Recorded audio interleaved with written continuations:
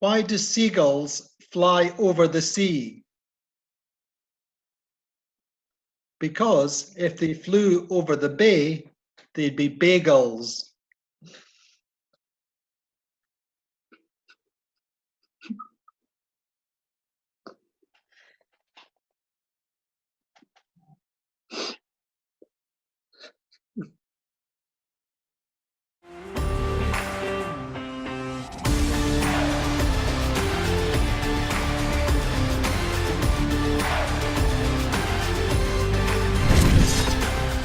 Well, we're all at home, we're all in lockdown, and it's good to see how the teams are handling it.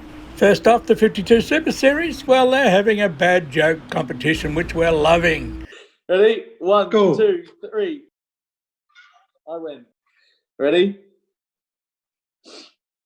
What do sailors use to blow their noses? Handkerchiefs. Oh, I've already told you.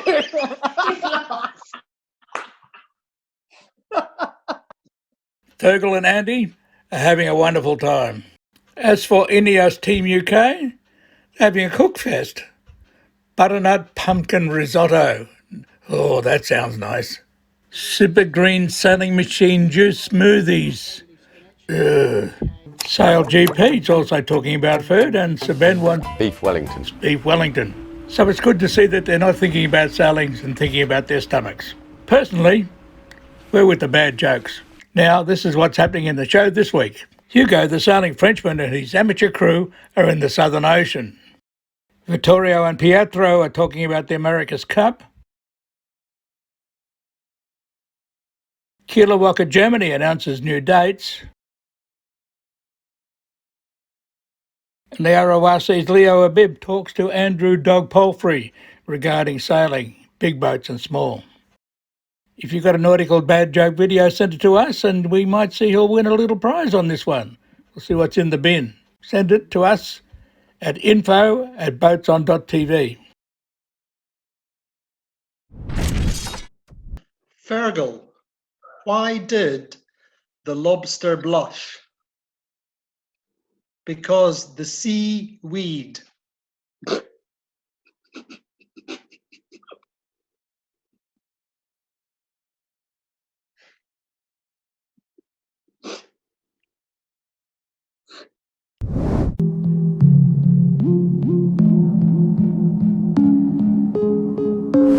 Hello. Good morning. How's it going? Hugo, you gotta get the sunrise, man. I know, coming. Cold night. Cold night. Oh, look at this. Happy to be here, even if it's cold. Yeah, happy to be in front. Happy to be, In front of what? Well, we're in front-ish, but yeah, we're parallel, let's say.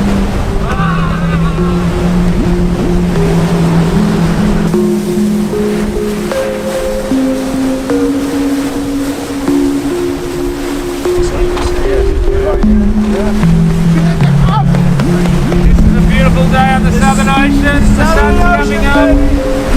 Woo! I've got hairdo man here. Look at this. Oh, beautiful.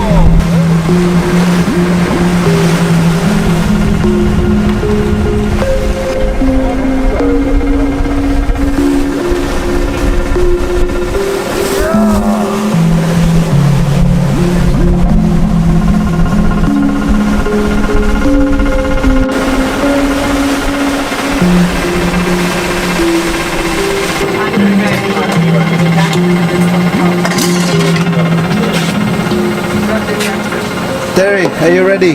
Yes, I'm just going to put on my lovely wet foilies. You'll see, it's lovely weather outside. A little bit cold. Maybe put an extra layer. Or two. Should just be more comfortable. Is it that cold? Morning! Hey, bro. It's a little bit cold. Is it? When you say it's a little bit cold, don't worry.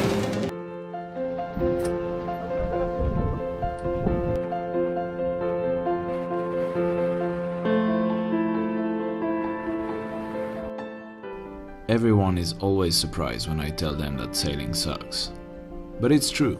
Most of the time, sailing sucks. It's wet, it's uncomfortable, you're tired, exhausted, cold, hungry, too warm, smelly.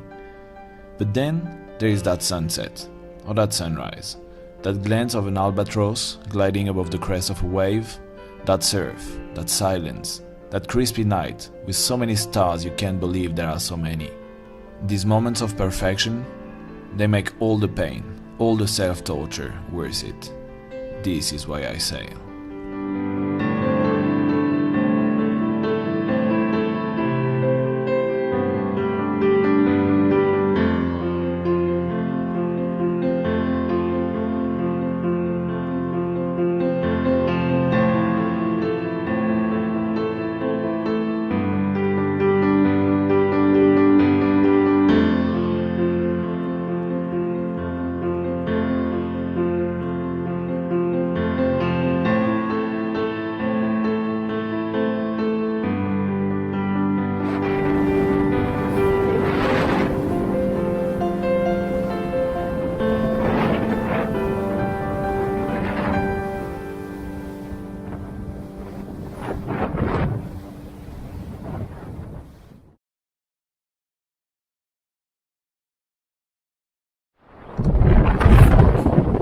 Seriously?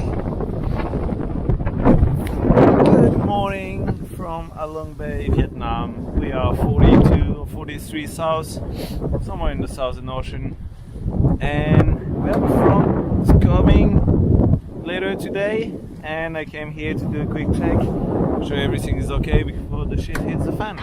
Yeah, we have a big squall over there, big squall over there, and here I am. 100 meters above the water. 100 Everything is fine. Nice view.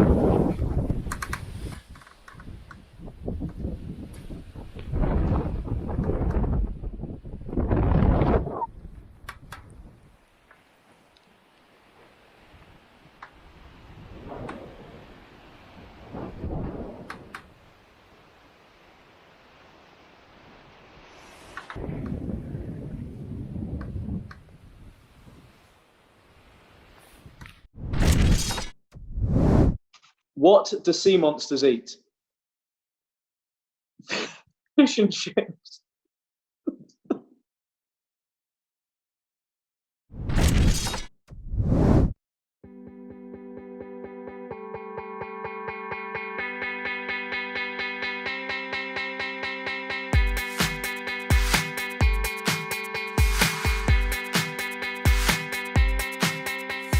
Sailing in San Francisco is awesome because at any moment the conditions can change and it's really challenging for the crew. And that's why we sail here, because we want that constant challenge. The intensity of the racing is my favorite part. We've got an all-women's crew this year and the congeniality is incredible. It's awesome. Well, I think it's fantastic having the classics at the Rolex Big Boat series. We're all friends, obviously, over the years, and we're all looking forward to racing in the Rolex Big Boat series. So windy conditions for us are like 20 plus knots here, and that's kind of what we would anticipate sailing in San Francisco Bay. And normally in September, that's what San Francisco offers. We're excited about these conditions. It's what we train for.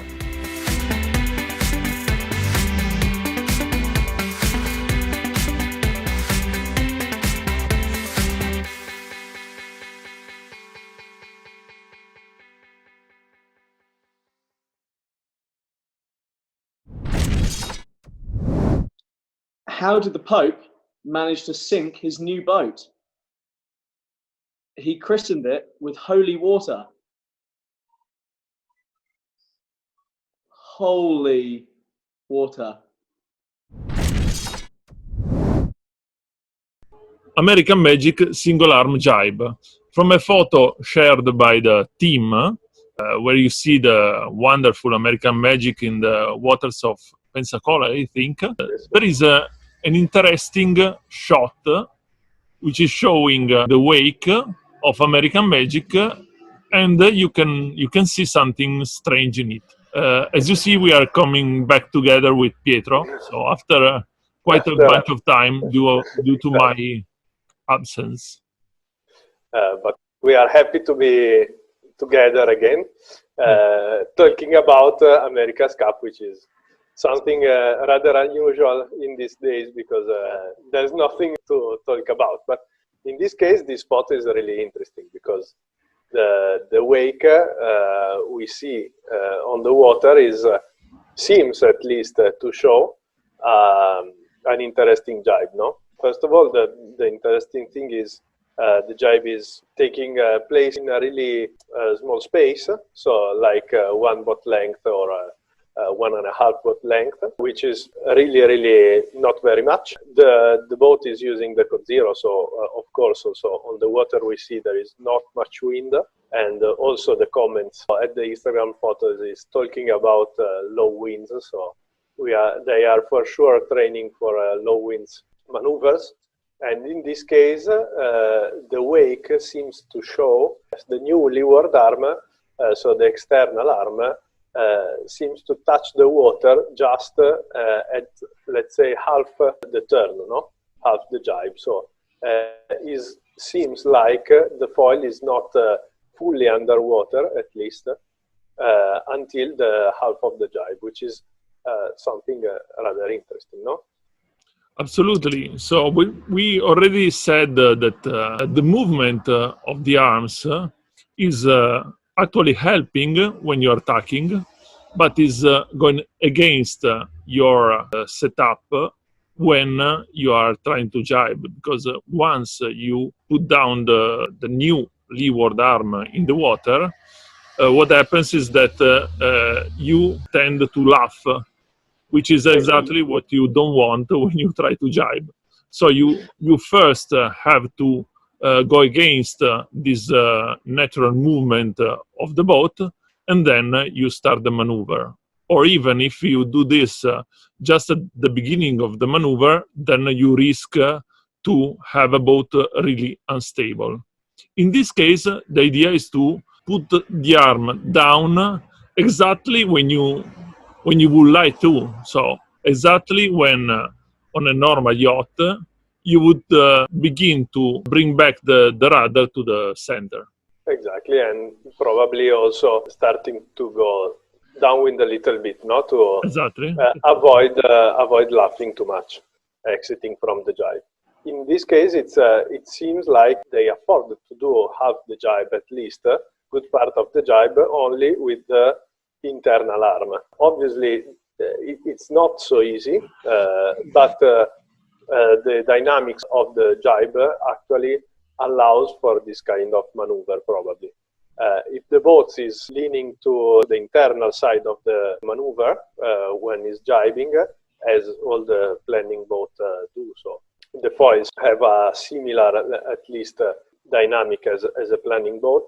If you are leaning to the internal side of the curve, actually the internal foil can be helpful, and the equilibrium of the boat can held, and you are not actually going to capsize, let's say, going to the outside. Obviously, at least if you enter in the maneuver a little bit to hilt to windward, then you can probably do half the turn, and you can so put down the new arm, the external arm, right when the maneuvers ask you to do so. So as you were saying, when you need to turn the rudder the opposite way, and also when the sails are starting to lift again. So actually, you are doing most part of the dead wind maneuver, because the wind is passing from the front of the boat, obviously. Obviously, the apparent wind is obviously passing from the front.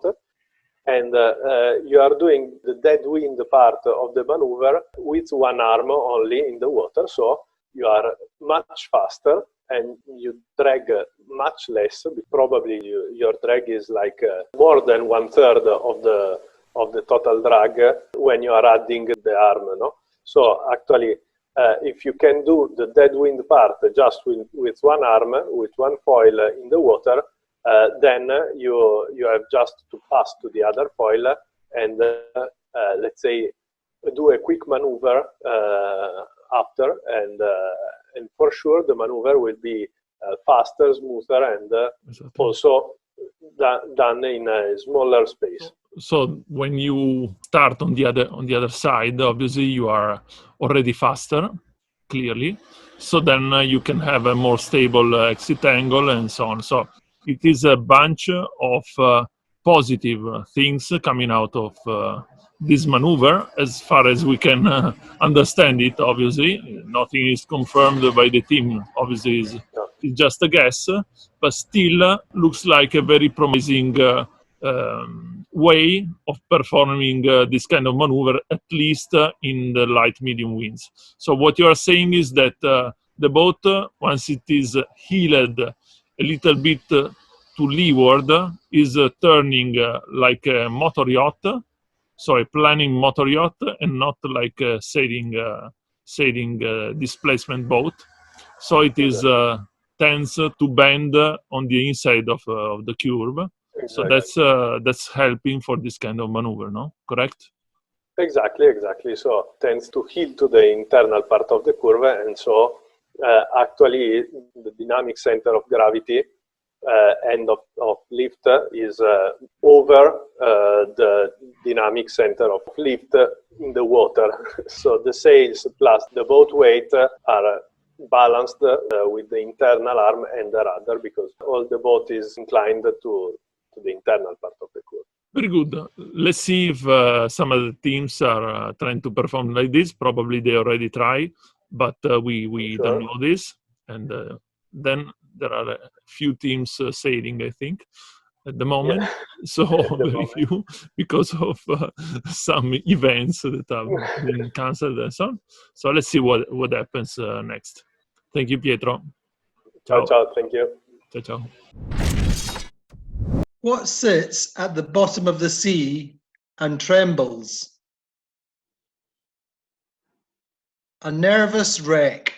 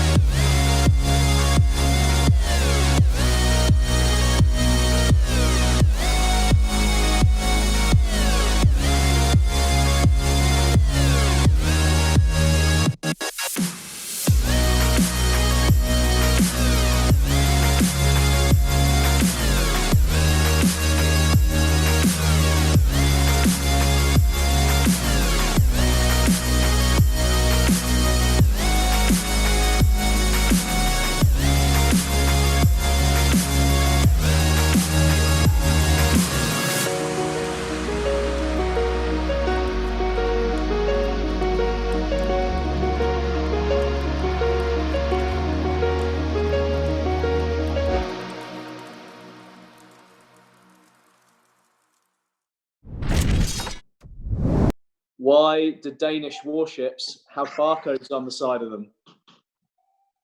So when they return to port, they can Scandinavian. Tell me.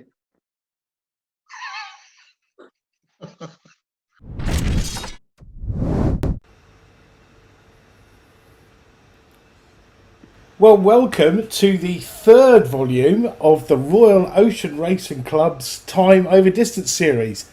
Today's show will be a fantastic presentation, I can absolutely assure you that, by Andrew Dog Palfrey. Now, as a pro sailor, Andrew has won the Etchells Worlds twice and also the 5.5 Worlds. He has also represented Australia in the 2008 Olympic Games. And in recent years, Andrew's continued pro sailing, but has also become one of the most sought after coaches for a huge variety of teams. We're talking the America's Cup, Maxi 72, 52 Super Series, also one design keelboats, classics and quarter tonners. Andrew joins us from his home in Cowes, and you have got a ringside seat in Dog's Man Cave. Andrew, welcome to the RORC Lockdown series. Yeah, so I guess we're still in the sort of, we're thinking about planning and it's really, so much of this sailing game that we play is about the people we have around us and the culture we set within our team. And I've just got some of those nice words there that we all see and we've all been to conferences and stuff in our life and these words flash up, but they're really behaviours, I guess, that the best teams have. And as I look at each one of those words, like they sort of remind me of people or anecdotes, and a couple might be, when I look at honesty there, recalls Terry Hutchinson, who's a mate and someone I've got a huge amount of respect for, a multiple world champion and running an America's Cup team at the moment over at American Magic. And Terry, I've worked with and worked with him last year at a Maxi 72 on the Bellamente, and we're at the Worlds. And we had a bad day, early on in the event. Couple of bad starts, not really going the right way, boat handling wasn't crisp, and the results reflected that day. And we were debriefing that night, with a big team, and we were going through jibes for memory, and they hadn't been sort of super crisp with the turn rate matching the sail handling and so on, and we were sort of getting right into these. And Terry, to his credit, he could sort of sense that, that it wasn't quite right. In the room, and he just stopped it and said, "Hey guys, I know I had a bad day today. I didn't do a good job. We went the wrong way. Our wind strategy wasn't right. We didn't get off the line well. We made some mistakes, and that's what created the results today. However, we also lost half a boat length here and there with ordinary jibes, let's say. But that's something we can control, so that's what we're going to do. We're working on that now, and we're going to be better at those today. But rest assured, I'm hurting. I didn't do a great job, but we've already had a talk in the afterguard, and we've put some plans in place, and we're going to talk about it again in the morning. We're going to come out strong, and we're going to be better. But his hand was up, very honest, and it just sort of helps bring the team together, and just on the enjoyable one there, enjoyable, it means different things to different people. For me, I remember when I was Olympic campaigning, and it's not always fun. You're away a lot. Sometimes you're not going well on the results, or things go wrong when you're on tour with all the logistics, cars and hotels and boats and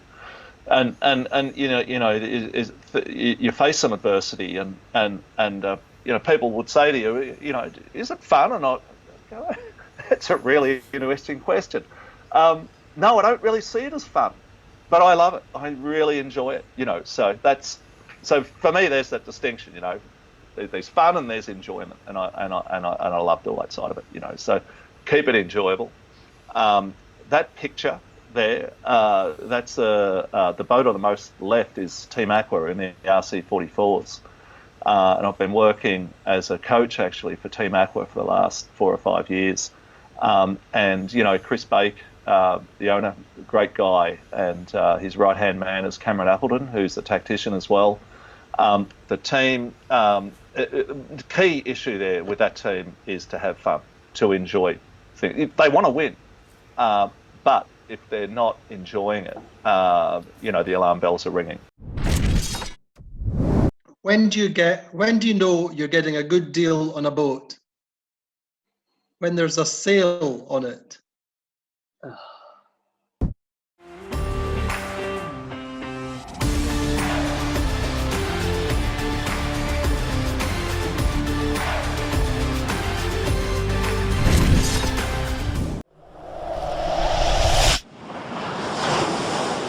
What do you call a sail with only 2 corners?